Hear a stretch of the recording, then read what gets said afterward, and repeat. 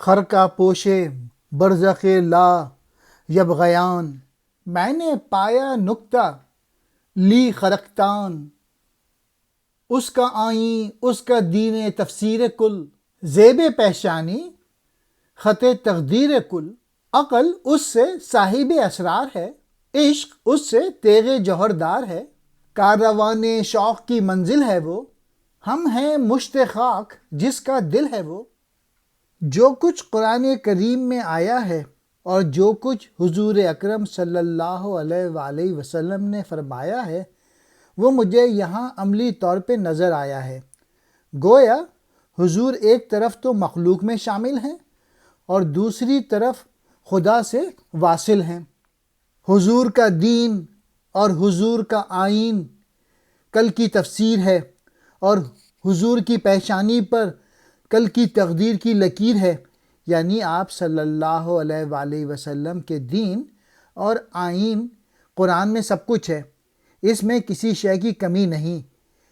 کل یا ساری کائنات کی تقدیر حضور صلی اللہ علیہ وآلہ وسلم اس لحاظ سے ہیں کہ یہ کائنات خدا نے حضور کے لیے پیدا کی ہے، جس کی بنا پر کائنات کی ہر شے پر حضور کی اطاعت واجب ہے، کیونکہ اس کا وجود حضور کے وجود مبارک کے طفیل ہے۔ عقل کو حضور صلی اللہ علیہ وآلہ وسلم نے صاحب اسرار بنایا، جبکہ عشق کو حضور صلی اللہ علیہ وآلہ وسلم نے زبردست کاٹ والی تلوار بنا دیا۔ مطلب یہ ہے کہ جس کسی کی عقل کو صاحب اسرار اور عشق کو بے حد تاثیر کامل بنانا ہو تو وہ حضور کی اطاعت و پیروی کرے، کیونکہ یہ دونوں قوتیں عقل اور عشق صرف حضور کی اطاعت ہی سے کمال حاصل کر سکتی ہیں۔ عشق کے قافلے کے لیے حضور کی ذات گرامی ایک منزل کی حیثیت رکھتی ہے۔ ہم سب ایک مٹھی بھر خاک یعنی جسم ہیں، حضور صلی اللہ علیہ وآلہ وسلم دل ہیں، یعنی حضور کو مخلوق سے وہی نسبت ہے جو دل کو جسم سے ہے۔ جس طرح دل کے بغیر انسان مردہ ہے، حضور سے وابستگی اور عشق کے بغیر انسان کی کوئی اہمیت اور وقت نہیں۔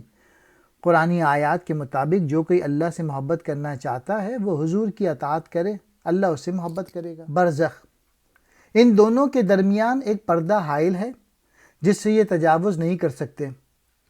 برزخ لا یبغیان سورہ رحمان کی آیت کی طرف اشارہ ہے۔ لی خرقتان اشارہ ہے اس حدیث رسول مقبول صلی اللہ علیہ وآلہ وسلم کی طرف، یعنی میرے دو لباس ہیں۔ آئین کہتے ہیں دستور کو، ضابطۂ حیات کو۔ تفسیر کل، کل کی تفسیر، کل یعنی تمام۔ جبین کہتے ہیں پیشانی کو۔ صاحب مالک کو کہتے ہیں۔ اسرار بھید کو کہتے ہیں۔ تیغ تلوار کو کہتے ہیں۔ جوہردار آب و تاب والی کاٹدار۔ حضور نے عقل کو صاحب اسرار بنا دیا، عشق کو حضور نے زبردست کاٹ والی تلوار بنا دیا۔